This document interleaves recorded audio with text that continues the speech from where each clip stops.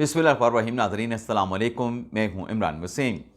नाज़रीन, आज के प्रोग्राम के हमारे दो सेगमेंट हैं। पहले सेगमेंट में हम बात करेंगे पाकिस्तान की सियासत की, पाकिस्तान तहरीक-ए-इंसाफ की। इमरान ख़ान के नाम पर जो पीटीआई में खेल खेला जा रहा है, वो खेल कैसे पकड़ा गया। सियासी चाल इमरान ख़ान के नाम पर जो चली जा रही थी, उसमें अलीमा ख़ान का नाम क्यों आया है, और फिर जो अलीमा ख़ान साहबा का सहाफ़ी तैयब बलोच के साथ जो एक कंट्रोवर्सी, एक पंगा क्रिएट हुआ, जिस पर कुछ लोगों की गिरफ्तारियां भी हुई हैं। लेकिन इस तनाज़े के साथ अली अमीन गंडापुर का भी एक सहाफ़ी के साथ तनाज़ा क्रिएट हो गया है। अब तैयब बलोच ने तो महज FIR का इंदराज कराया था, लेकिन इस सहाफ़ी ने, जिसके साथ अली अमीन गंडापुर ने पंगा लिया है, ये सहाफ़ी अली अमीन गंडापुर को इसके साथ पंगा लेना बहुत ही ज़्यादा महंगा पड़ा है। लेकिन इन सियासी खबरों के साथ जो दूसरा सेगमेंट है, उसमें भारत को खित्ते में अब तक का सबसे बड़ा झटका लगा है। वो झटका क्या है? पाकिस्तान से तो भारत शिकस्त खा गया, जो जंग पाकिस्तान पे मुसल्लत की गई, लेकिन खित्ते के अंदर जो भारतीय कार्रवाइयाँ थीं, उन कार्रवाइयों को शिकस्त हुई है। भारत का जो प्लान है, भारत का प्लान ज़मीन बोस हुआ है। एक और इसराइल की खबर भी है, जिसमें इसराइल की जानिब से कतर के दारुल हुकूमत पर फ़िज़ाई हमला किया गया है। तो नेशनल पॉलिटिकल ख़बरें हैं और इंटरनेशनल वॉर और पॉलिटिकल ख़बरें हैं। लेकिन प्रोग्राम का आगाज़ करने से पहले, इन ख़बरों की डिटेल आपके साथ डिस्कस करने से पहले, एक तो आपसे माज़रत, आप नाराज़ बहुत जल्दी हो जाते हैं, लेकिन क्या करें, प्रोग्राम का आज जो इंट्रो है वो थोड़ा सा तवील हो गया, लेकिन उस पर मैं आपसे एडवांस माज़रत खा हूँ। और प्रोग्राम शुरू करने से पहले आपसे दरख्वास्त के चैनल को सब्सक्राइब कर लें, बेल आइकॉन का बटन प्रेस करें, वीडियो पसंद आए तो इसे लाइक और शेयर ज़रूर कीजिएगा। तो सबसे पहले तो इंटरनेशनल सेगमेंट की बात कर लेते हैं। इसराइल ने आज कतर के दारुल हुकूमत दोहा पे अटैक किया। इसराइल का ये फ़िज़ाई हमला था, और इस फ़िज़ाई हमले से पहले इसराइल की जानिब से गज़ा में ज़मीनी फ़ोर्स जो है वो उतार दी गई। गज़ा पर जो है फ़िज़ाई हमलों में इजाफ़ा कर दिया गया, और अब इसराइली फ़ोर्स की जानिब से जो कतर के दारुल हुकूमत का दोहा में हमला किया गया है, वहाँ पे हमास की क़यादत को, लीडरशिप को जो है वो निशाना बनाया गया है। और इस हमले में हमास के जो मरकज़ी लीडर हैं, खलील अल हया, वो शहीद हो गए हैं। ये इसराइली फ़ोर्स का दावा है कि हमने इसराइली क़यादत का जो इजलास जारी था, उस पर हमने हमला किया है। अब हमास की माज़रत, मैंने इसराइली फ़ोर्स का कह दिया, हमास की क़यादत का जो इजलास जारी था, उसमें हो क्या रहा था? उसमें दरअसल जो जंग बंदी की, जो अमेरिका की सदर ट्रंप की जो तजवीज़ है, उस पर गौर किया जा रहा था। उस इजलास के दौरान ये इसराइल ने फ़िज़ाई हमला किया, हमास की जो क़यादत है उसको टारगेट किया। अब ये जो इस किस्म की इसराइल की कार्रवाइयाँ हैं, इस पर मेरे ख्याल से जो मुस्लिम ममालिक हैं, और ख़ास तौर पे जो इसराइल के नेबरिंग कंट्रीज़ हैं, हम तो इसराइल को रियासत के तौर पे एडमिट नहीं करते, तस्लीम नहीं करते, लेकिन उसके एतराफ़ में जो मुस्लिम ममालिक हैं, जो खलीजी ममालिक हैं, उन्हें इसराइल से मुतल्लिक़ कोई ना कोई हतमी फ़ैसला लेना होगा, और ये फ़ैसला इनको आज या कल लेना पड़ेगा, वरना इसराइल जो है सबको एक एक करके खा जाएगा। और इसराइल के साथ निमटना फिर नेबरिंग कंट्री को और खलीजी ममालिक को मुश्किल हो जाएगा। भारत के लिए मुश्किल ये है कि पाकिस्तान से तो शिकस्त खाई, लेकिन ख़ित्ते में, जनूबी एशिया में जो भारत नवाज़ हुकूमतें थीं, उनको भी वहाँ पे जो इनकलाब आए हैं, उन अवामी इनकलाबों ने भारत नवाज़ हुकूमतों का ख़ात्मा कर दिया है। पहले अफ़गानिस्तान में जो अशरफ गनी की हुकूमत थी, उसका ख़ात्मा हुआ, तालिबान की हुकूमत आई।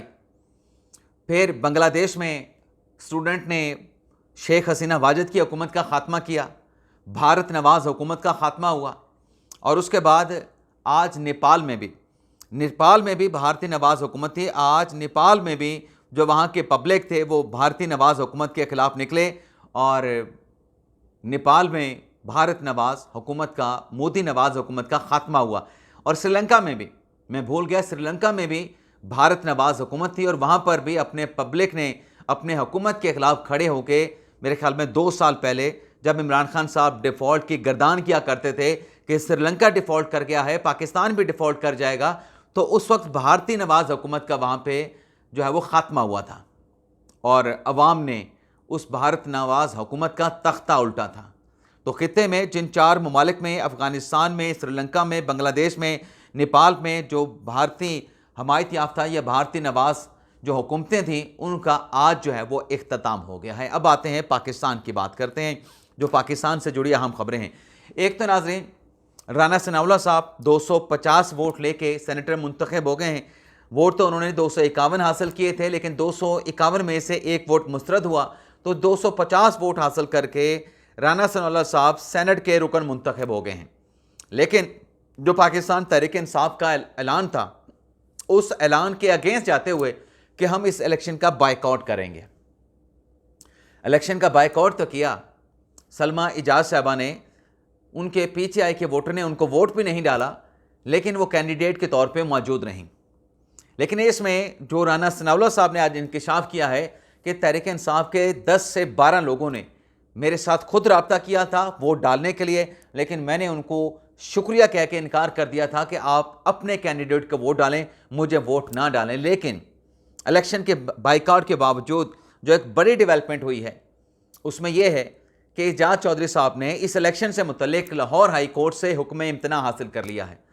अब लाहौर हाई कोर्ट के जस्टिस नदीम अरशद साहब ने जो फैसला दिया है, 15 दिन में जो इलेक्शन कमीशन से और दीगर मुतल्लिका फ़रीक़ैन से जवाब मांगा गया है, उसमें राना सनाउल्लाह साहब की जो विक्ट्री है, जो फतेह है, उसे एजाज चौधरी की एप्लीकेशन के साथ मशरूत कर दिया है।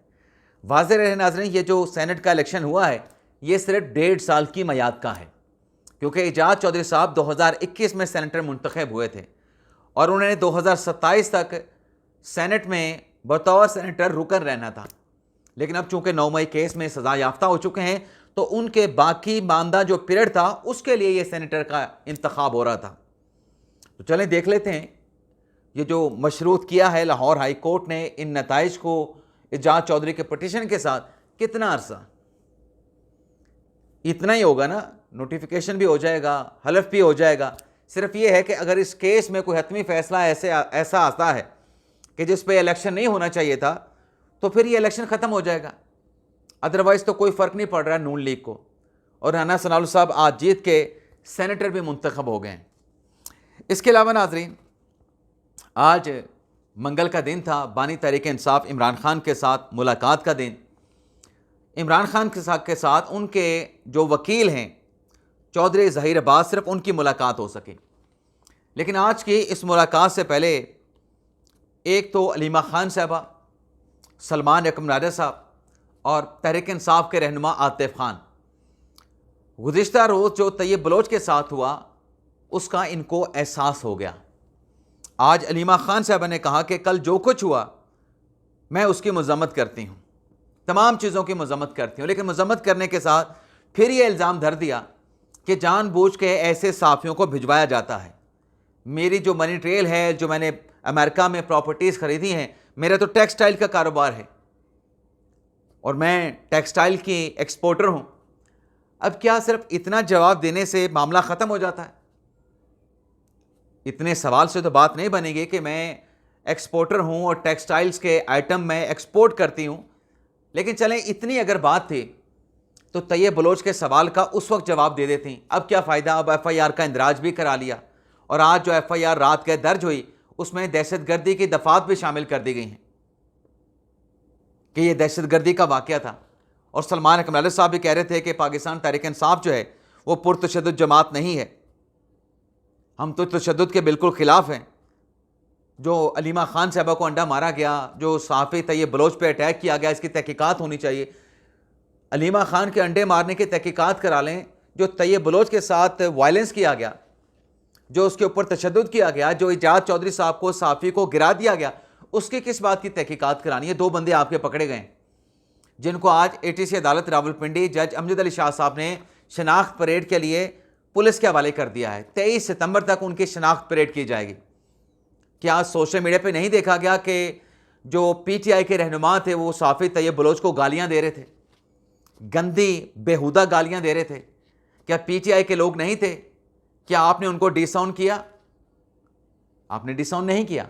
आप कहते हैं तहकीकात करा लें, तहकीकात होंगी, लेकिन सलमान अकबर जैसा बंदा, होनहार आदमी, जिम्मेदार आदमी, वो अगर बात करे कि इसकी तहकीकात होनी चाहिए तो फिर अजीब सा लगता है। भाई आप किस बात की तहकीकात करवाना चाहते हैं? सब कुछ पूरी दुनिया ने देखा है। आज इस पे नेशनल प्रेस क्लब ने एहतजाज किया सहाफ़ी तैयब बलोच के हक में और ये डिमांड की है कि पीटीआई की क़यादत तैयब बलोच से माफ़ी मांगे या इस इकदाम पे माफ़ी मांगे। और आतिफ खान साहब भी आज अडयाला जेल के बाहर पहुंचे हुए थे और वो भी कह रहे थे कि जो अंडा मारा गया अलीमा खान साहबा को और जो सहाफ़ी के साथ हुआ, ये दोनों गलत थे। अब इनको जाके एहसास हो रहा है तैयब बलोच इनसे क्या डिमांड कर रहा था। आज आप मजम्मत भी जुज़ी तौर पे कर रहे हैं, जो तशद्दुद हुआ, जो मारा पीटा गया सहाफ़ियों को, उसको भी आप गलत कह रहे हैं। तो तैयब बलोच आपसे यही तो कह रहा था कि ये कुछ हो सकता है, आपके लोग मुझे धमकियां दे रहे हैं। अब अरसलान बलोच का ताल्लुक, जो कि सोशल मीडिया पे एक्स के ऊपर तैयब बलोच की तस्वीरें लगा के प्रवोक कर रहा था और कह रहा था कि ये इसके ऊपर हमला होगा, पीटीआई के अकाउंट से किया जा रहा था, पीटीआई के चाहने वालों के अकाउंट से किया जा रहा था। उस वक्त तो तैयब बलोच यही कह रहा था, उसका मुतालबा क्या था कि भाई इसकी मजम्मत करें, मुझे धमकियां मिल रही हैं, मुझे थ्रेट किया जा रहा है, हरासा किया जा रहा है। तब आपने नहीं किया। जब वो वाक़या हो गया, तैयब बलोच उसका विक्टिम बन गया और फिर उस पर FIR का इंदराज हो गया, दहशतगर्दी के दफात भी लगी, आज आप इसकी मजम्मत कर रहे हैं। यानी जब पुलों के नीचे से पानी बह गया, जो एक वक्त था वो गुजर गया, अब आप मजम्मत भी कर रहे हैं इस चीज़ की, आप कह रहे हैं कि गलत हुआ। वैसे ना तो मुझे याद आ गया कि भारत ने एक और आबी जारियत की है और एक मरतबा फिर दरियाए सतलुज में पानी छोड़ दिया है। 23 जो गांव हैं वो ज़ेर आब आ गए हैं और 64,000 के करीब जो आबादी है भारत की इस आबी जारियत से जो है मुतासर होगी। और फितना ख्वारिज जिन्होंने पिछले दिनों खैबर पख्तूनख्वा में सिक्योरिटी फोर्सेस के बेस के ऊपर हमला किया था, जिसमें जो मेजर अदनान असलम थे, बड़ी बहादुरी के साथ उन्होंने मुकाबला किया फितना तुल ख्वारिज के, दहशत गर्दों का, भारत नवाज टेररिस्ट एलिमेंट्स का, वो शहीद हो गए। और आज मेजर अदनान असलम के जनाजे में आर्मी चीफ ने, वज़ीर आज़म ने, वज़ीर दिफा ने और दीगर हम शख्सियात ने शिरकत की है। 2 सितंबर को यह वाक़या पेश आया था और एक ऑडियो भी सामने आई है मेजर अदनान असलम के वालिद की, और उनके मामू की तरफ से पैगाम आया है कि वतन का एक बेटा, एक जवान जो है वो शहीद हो गया और इस पे फ़ख्र करना चाहिए, इस शहादत पे फ़ख्र करना चाहिए। बहादुरी के साथ दहशतगर्दों का मुकाबला किया, आखिरी दम तक मुकाबला किया। 2 सितंबर को वाक़या पेश आया था तो शदीद ज़ख्मी हुए थे, लेकिन अब ज़ख्मों की ताब ना लाते हुए अदनान असलम जो है उन्होंने शहादत को गले लगा लिया है। अब नाज़रीन आते हैं, ये जो अलीमा खान साहब वाला जो मामला, जो सहाफ़ी के साथ पंगा पड़ा हुआ है, अब इस मामले को डाइवर्ट करने की कोशिश की गई। डाइवर्ट करने की कैसे कोशिश की गई, उस पर आने से पहले अब एक और सहाफ़ी के साथ अलीमिन गंडापुर ने पंगा लिया है और उस सहाफ़ी का नाम है अब्दुल्ला मोहम्मद, इस्लामाबाद में रिपोर्टिंग करते हैं। अब उस सहाफ़ी ने कुछ सवाल किया था फैसल अमीन से मुतल्लिक, गंडापुर के भाई कामरान बंगिश से मुतल्लिक और तैमूर झगड़ा से मुतल्लिक, जिस पे अलीमिन गंडापुर ने सहाफ़ी को ठेका लेने और रकम लेने का उस पर इल्ज़ाम लगाया था। आज अब्दुल्ला मोहम्मद ने, जो कि डॉन न्यूज़ के साथ वाबस्ता है इस्लामाबाद में, उन्होंने अलीमिन गंडापुर को 11 करोड़ हर्जाने का नोटिस भिजवा दिया है और डिमांड ये की है कि माफ़ी मांगे 15 दिन के अंदर, अदरवाइज़ आपके खिलाफ ये हर्जाने का, डेफेमेशन का सूट फाइल किया जाएगा। लेकिन माफ़ी, जितने सहाफ़ियों, जितने लोगों की मौजूदगी में अलीमिन गंडापुर ने मुझ पर ठेके लेने का, पैसे लेने का इल्ज़ाम लगाया, उतने लोगों की मौजूदगी में माफ़ी मांगेंगे तो माफ़ी काबिल कबूल होगी, अदरवाइज़ माफ़ी काबिल कबूल नहीं होगी। अब अलीमा खान साहबा, जिनसे सवाल पूछा जा रहा था अमेरिका की प्रॉपर्टीज़ का, असासों का, अब उस मामले को डाइवर्ट करने के लिए इमरान खान के नाम पे क्या कार्रवाई हो रही है। आज दिन 2:24 पे इमरान खान के अकाउंट से एक ट्वीट किया गया और सब जानते हैं कि मुबैना तौर पे इमरान खान साहब का अकाउंट, खान साहब तो खुद अडयाला जेल में हैं, इस अकाउंट को अलीमा खान साहबा की ईमा पे मुबैना तौर पे जो लीगल टीम है वो ऑपरेट कर रही है। जो मैनेजर है, लीगल टीम नहीं, जो मैनेजर हैं सोशल मीडिया, वो इसको मैनेज कर रहे हैं, लेकिन उनको डिक्टेशन जो है वो अलीमा खान साहबा देती हैं। अहकामात मुबैना तौर पे अलीमा खान साहबा देती हैं, फिर खान साहब का अकाउंट इस्तेमाल करके वहाँ पे पोस्ट की जाती हैं, वहाँ पे चीज़ें जो है वो पब्लिक की जाती हैं। अब खान साहब का कल का जो मुलाकात के हवाले से जो कुछ भी था वो 20 घंटे पहले, 24 घंटे पहले वो पैगाम पब्लिक कर दिया गया था। आज तो अलीमा खान साहब के खान साहब के साथ मुलाकात नहीं हुई, तो लेकिन ये पैगाम आज फिर कहाँ से आ गया? क्या पैगाम आया जी? पूरी कौम को यह सवाल उठाना चाहिए कि गंदम और चीनी स्कैंडल्स का क्या बना। मोहसिन नकवी और निगरान हुकूमत के दौर में अरबों रुपए का गंदम स्कैंडल आया। मौजूदा फार्म 47 की हुकूमत के दौर में चीनी का मेगा स्कैंडल सामने आया है, जिसकी वजह से आटा और चीनी अवाम की पहुंच से दूर हो चुके हैं। क्या इन स्कैंडल की तहकीकात हुई हैं या इस मार्शला में चोरों के लिए आम माफ़ी का ऐलान है? साबिक वज़ीर इमरान खान का अडयाला जेल से पैगाम 8 सितंबर 2025 ये आज किया गया।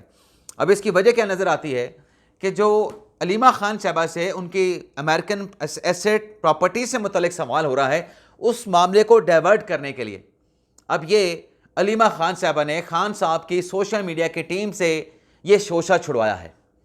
नाम किसका इस्तेमाल हुआ? इमरान खान का। अकाउंट किसका इस्तेमाल हुआ? इमरान खान का। और मामला कौन सा डाइवर्ट करना चाहती हैं? जो अलीमा खान साहब के मुबैना जो माली मामलात हैं, जो अमेरिका में एसेट्स बनाए गए, उससे तवज्जो हटाने के लिए अब ये पोस्ट करवाई गई है। जैसे मैंने कहा कि इमरान खान का अकाउंट, इमरान खान का नाम इस्तेमाल हो रहा है, लेकिन मकसद जो है, बेनिफिशरी जो है मुबैना तौर पे अलीमा खान साहबा हैं, या बेनिफिशरी बनने की वो मुबैना तौर पे वो कोशिश कर रहे हैं। तो ये इस तरीके से पाकिस्तान तहरीक इंसाफ में मामला चल रहे हैं। ढकी भाई के हवाले से अदालत ने बड़ा अहम फैसला दिया है, उनके हक में फैसला दिया है। फिजिकल रिमांड का जो मुतलका जो तफ्तीशी था उन्होंने डिमांड की, लेकिन अदालत ने फिजिकल रिमांड नहीं दिया और ढकी भाई को 14 दिन के लिए अदालत की जानिब से जो है वो जुडिशल कर दिया गया है।